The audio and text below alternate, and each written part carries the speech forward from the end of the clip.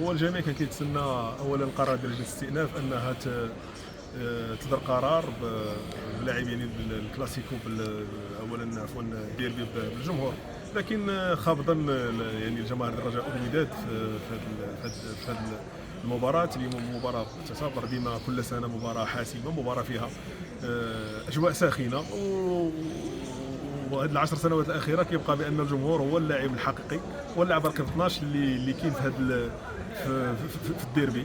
اليوم كتجي هذه المباراة هذه بالرجاء هو في الصدارة، والوداد اللي هو يلاه منتشي بواحد الفوز على النادي المكناسي.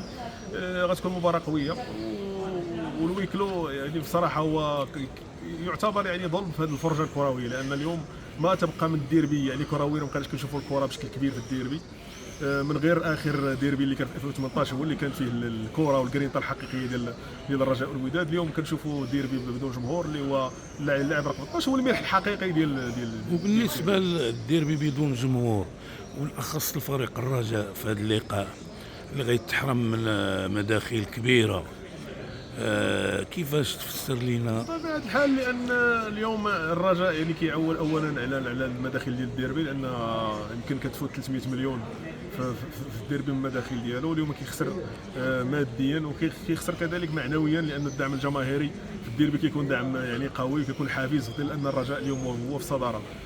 لكن هذه كره القدم وهذه تبعات ديال الاحداث ديال الكلاسيكو. شكرا.